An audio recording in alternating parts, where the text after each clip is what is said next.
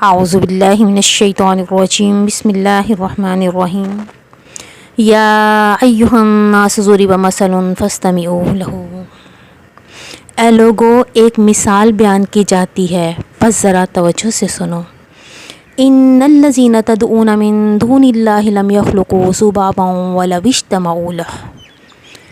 یقیناً وہ تمہارے معبود جنہیں تم اللہ کے سوا پکارتے ہو ایک مکھی بھی تخلیق نہیں کر سکتے، اگرچہ وہ سب اس کے لیے اکٹھے ہو جائیں۔ وَإِن يُسَلِّبْهُمُ الذُّبَابُ شَيْئًا لَا يَسْتَنقِذُوهُ مِنْهُ۔ اور اگر مکھین سے کوئی چیز چھین لے جائے تو وہ اس سے چھڑا نہیں سکتے۔ ضعف الطالب والمطلوب، کس قدر کمزور ہے طالب بھی اور مطلوب بھی۔ وما قدر اللہ حق قدری ان اللہ لقوی عزیز۔ اور انہوں نے اللہ کی قدر نہ کی جیسے کہ اس کی قدر کرنے کا حق تھا۔ یقیناً اللہ بہت طاقت والا ہے، سب پہ غالب ہے۔ سورہ حج آیت نمبر 73، توحید کا لب لباب، توحید کا خلاصہ۔ اس آیت کے اندر سمودی اللہ رب العزت نے، اللہ تعالیٰ نے چونکہ یہ اس کا مخاطب اول مکہ کے بت پرست تھے، انہیں شعور دلانے کے لیے ان کے بتوں کی مثال دی گئی کہ خانہ کعبہ میں سجائے گئے تمہارے یہ 360 بت مل کر بھی کوشش کر لیں، تب بھی ایک مکھی تک نہیں بنا سکتے۔ بالکل وہی انداز جو حضرت ابراہیم نے اپنی قوم کے سامنے بتوں کی بے بسی ظاہر کرنے کے لیے اپنایا تھا۔ آپ نے بتوں کو توڑ کر ان کے پجاریوں کو اپنے گریبانوں میں جھانکنے میں مجبور کر دیا تھا، اور کیا کہا تھا؟ اس بڑے سے پوچھ لو، اگر یہ جانتا ہے، اگر یہ بتا سکتا ہے۔ تو وہ سب خاموش ہو گئے تھے، اور کہا کہ اگر کوئی مکھین سے کوئی چیز چھین لے جائے تو یہ وہ چیز چھڑا بھی نہیں سکتے۔ یعنی مکھی کی تخلیق تو بہت دور کی بات، یہ تو اپنے اوپر سے مکھی کو اڑا بھی نہیں سکتے۔ اگر کوئی مکھی ان کے سامنے پڑے ہوئے تبرکات حلوہ مانڈوں میں سے کچھ لے جائے تو وہ چیز واپس بھی نہیں لے سکتے۔ ضعف الطالب والمطلوب، کس قدر کمزور ہے طالب بھی اور مطلوب بھی۔ اس مضمون پر یہ جملہ اس قدر جامع ہے کہ قرآن مجید کے نثر توحید کا عملی لب لباب ان 3 الفاظ میں سما گیا۔ حقیقت یہ ہے کہ ہر باشعور انسان کا ایک نصب العین آئیڈیل آدرش ہوتا ہے، جس کے حصول کے لیے وہ دن رات بھاگ دوڑ کرتا ہے۔ انسان کی شخصیت اور اس کا آئیڈیل آپس میں ایک دوسرے کی پہچان کے لیے معیار اور کسوٹی فراہم کرتے ہیں۔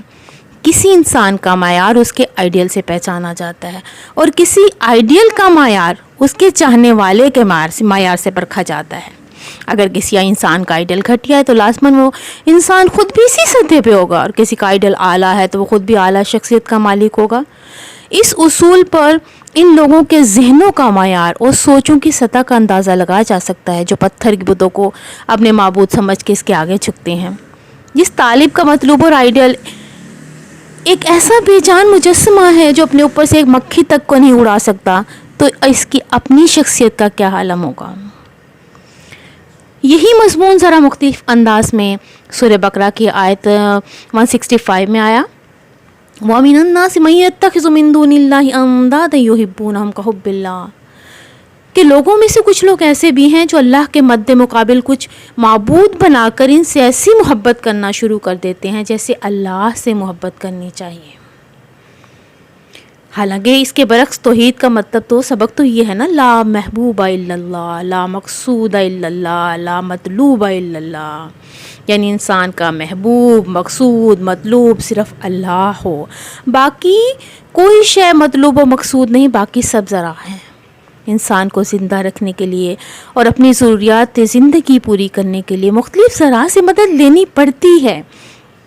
اس سلسلے میں توحید کا تقاضا یہ ہے کہ ان سب چیزوں کو ذرائع کے طور پر استعمال کریں، مگر انہیں اپنا مطلوب و مقصود نہ بنا لیں، نہ کھیتی کو، نہ دکان کو، نہ کسی ہنر کو، نہ کسی پیشے کو، نہ کسی رشتہ دار، نہ اولاد کو۔ یہ ہے تب توحید کا لب لباب۔ اور نصب العین کو مختلف مثالوں کے ذریعے سے سمجھا جا سکتا ہے، یعنی جس کا نصب العین محض اپنی ذات ہو، یعنی ذاتی شہرت، دولت، اقتدار ہو، تو وہ خود پرست انسان ہوگا، اپنے ذاتی مفاد کے لیے اور اسے پورا کرنے کے لیے کسی حد تک بھی جا سکتا ہے، پوری قوم کو بھی نقصان پہنچا سکتا ہے۔ اور جس کا مقصد اپنی قوم برادری ہو، اس کی سربلندی ہو، تھوڑا سا بہتر ہوگا، اس سے تھوڑی سی قربانی کا مظاہرہ کرے گا وہ اس سے۔ اور جس کا مقصد جو ہے انسان دوستی، وہ نسبتاً زیادہ فراخ دل ہوگا اور نوع انسانی کی خدمت کے لیے اپنا سب کچھ نچھاور کرے گا۔ لیکن اعلیٰ ترین نصب العین ہے ذات باری تعالیٰ کی رضا و خوشنودی کا حصول، یعنی اللہ کی رضا کا حصول، اس کی محبت اور اس کی جستجو ہمارے روح میں اس طرح ہے جس طرح ہمارے لیے غذا کی بھوک، جسم کے لیے ہمارے لیے غذا کی بھوک۔ روح کی جستجو کو تسکین حاصل ہوتی ہے ذات باری تعالیٰ کی معرفت سے، جس کی رسائی جہاں تک ہوگی۔ اب ایسا انسان صرف انسانیت ہی سے نہیں بلکہ اس رب کی تمام مخلوقات سے محبت کرتا ہے، اس لیے اس کی محبوب کیونکہ اس کی محبوب کی تخلیق ہے۔ گویا مطلوب اگر بلند ہے تو طالب کی بھی بلند کرداری ظاہر ہے، اور اس نصب العین کی جو سیرت و کردار سب سے اہم وجود میں آتا ہے، اس کے کامل و اکمل نمونہ نبی کریم صلی اللہ علیہ وسلم ہے، جو رحمت للعالمین ہے۔ اسی طرح جس طرح جسم کو اپنی بھوک کی تسکین کے لیے اگر بہتر غذا نہ ملے تو کم تر پہ کھانے پہ مجبور ہو جاتا ہے، اس طرح کا روح کی رسائی اللہ تعالیٰ تک نہ ہو، یعنی معرفت نہ ہو، رب کی پہچان نہ ہو، تو کم شے کو معبود کا درجہ دے کر اسی کو ہی نصب العین بنا لیتے ہیں۔ گاہ میری نگاہ تیز چیر گئی وجود دل، گاہ الجھ کے رہ گئی میری توہمات میں۔ تو یہ سب مطلوب ہیں، مقصود ہیں، لیکن مطلوب کیا ہونا چاہیے؟ اصل نصب العین کیا ہونا چاہیے؟ وہ ذات باری تعالیٰ کا حصول۔ اور اگلی آیت 74 میں اللہ رب العزت نے کیا فرما دیا؟ وما قدر اللہ حق قدری، انہوں نے اللہ کی قدر نہ کی جیسا کہ قدر کرنے کا حق تھا۔ یعنی یہ سب کس وجہ سے ہوا؟ معرفت الہی کا فقدان ہے، وہ سمجھ نہ سکے، انہوں نے اس بادشاہ کو بھی دنیا کے بادشاہوں پہ قیاس کر لیا۔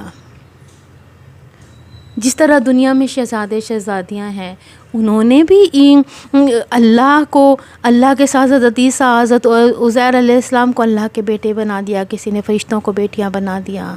سب کس وجہ سے ہوا؟ معرفت نہیں تھی ان کے دل کے اندر۔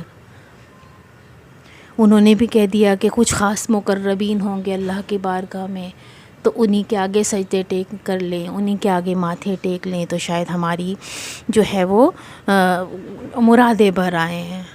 کسی نے آگ کا دیوتا بنا لیا، کسی نے پانی کو پوچھنا شروع کر دیا، کوئی دولت کی دیوی بنا دی، کوئی سورج کا دیوتا بنا دیا۔ یہ سب ذرائع ہیں، یہ اللہ تعالیٰ نے انسان کے لیے پیدا کیے ہیں، انسان کے فائدوں کے لیے پیدا کیے ہیں۔ تو پہلے زمانے میں یہ ہوا کہ انہوں نے رب کو نہ سمجھا، بلکہ جس چیز نے فائدہ پہنچایا یا جس چیز سے نقصان کا ڈر، اسی کے آگے اپنا ماتھا ٹیک دیا۔ کسی نے جنوں کے سامنے معبود کو سجدے کرنے شروع کر دیے۔ اس وجہ سے اللہ نے کیا کہا قرآن پاک میں؟ وما قدر اللہ حق قدری، انہوں نے اللہ کی قدر نہ کی جیسا کہ اس کی قدر کا حق ہے، یعنی وہ جلال و جمال الہی کی کوئی جھلک نہ دے سکے، اور یوں دنیا کے ان چیزوں کو اصل و مطلوب و مقصود سمجھ لیا اور انہی کے آگے سجدے کرنے لگے۔ لیکن اللہ نے کہا ان اللہ لقوی عزیز، یقیناً اللہ بہت طاقت والا ہے، سب پہ غالب ہے۔ جان دی ہوئی اسی کی تھی، حق تو یہ ہے کہ حق ادا نہ ہوا، یعنی یہ جان ہماری اللہ کی امانت ہے۔ اگر یہ مال دولت اولاد سب کچھ قربان کر کے یہ اپنی جان بھی قربان اللہ کے سامنے کر دیں تو کوئی بعید نہیں، کیونکہ یہ اسی کی امانت ہے، پھر بھی ہم اللہ کا حق ادا نہیں کر سکتے۔ بارک اللہ لی ولکم فی القرآن العظیم ونفعنی